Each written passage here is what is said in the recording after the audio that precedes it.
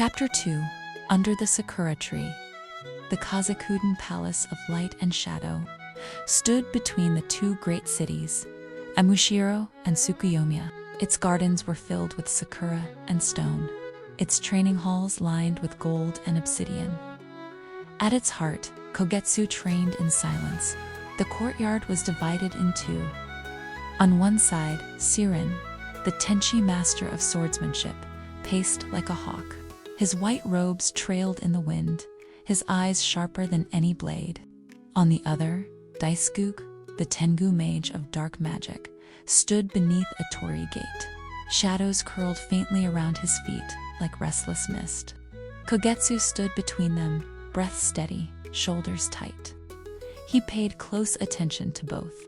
"Draw your blade with purpose," Sirin said.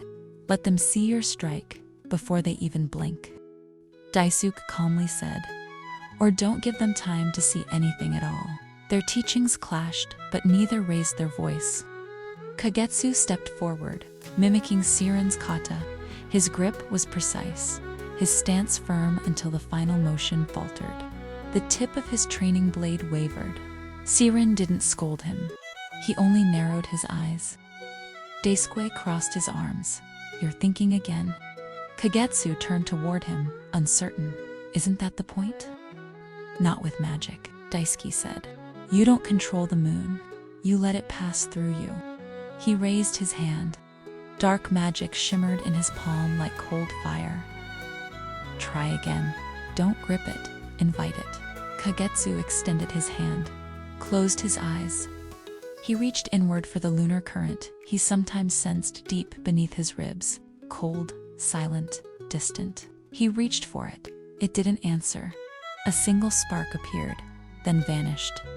Daisuke lowered his hand, said nothing. Sirin approached.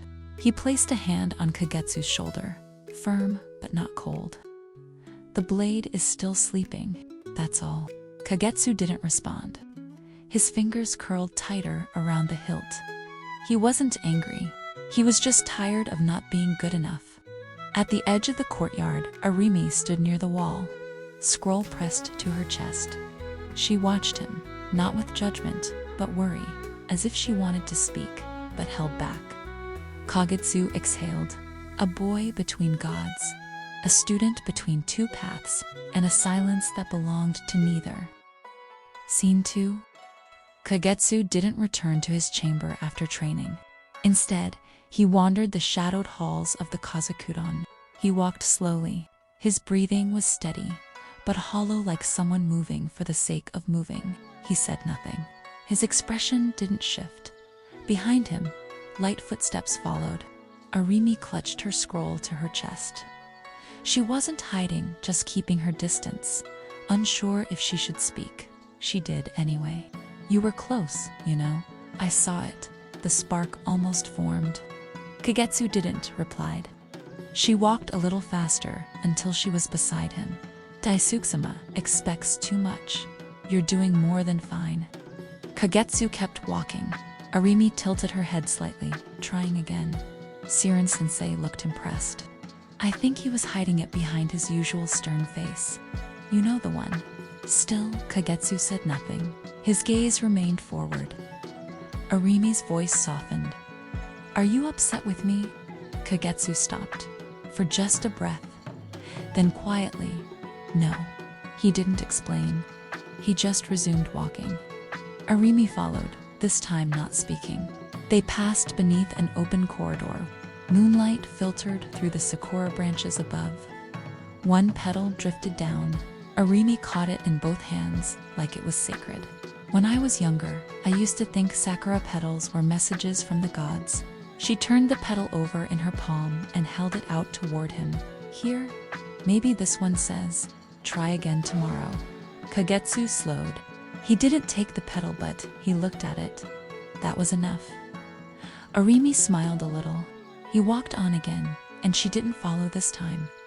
She just stood beneath the falling blossoms, scroll pressed to her chest, petal still in her hand.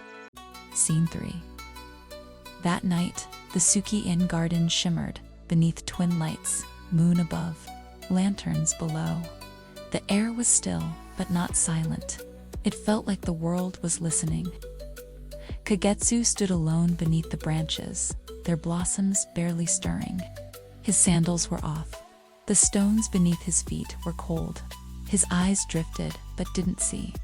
A voice met him, gentle, low, and unwavering. "You walk like someone waiting for judgment." He turned. She stood at the far edge of the garden, her long hair like a silk river behind her, her robe catching starlight, one white wing, one black, like his. She stepped forward, slow and unhurried. This garden was named Tsukihi for a reason. The sun and moon do not oppose one another here. They meet, they rest. He said nothing, but walked beside her as she passed. They moved through the garden together. You were never meant to choose between Amaterasu or Tsukiyomi. You are blessed by both gods, chosen not to follow one, but to stand between them. Kagetsu's voice was soft. "Then why can I use neither?" She stopped, turned to him. "Because neither of them gave you a simple path. They gave you a burden, the same one they gave me." She reached out and placed her hand on his shoulder, firm grounding. "I bear both words of virtue, just like you. I too have heard their voices in the stillness, felt the silence press back. I know what it means to walk between two gods, and to belong entirely to neither." Kagetsu looked down. "They whisper like I'm supposed to be something already, but I'm not. No one is born ready to carry the sky," Tsukihi said. Her eyes held his, crimson black, glowing with moonlight, a mirror of his own. "You are not failing them, my son. You are becoming the bridge they made you to be." A breeze stirred. One blossom fell between them.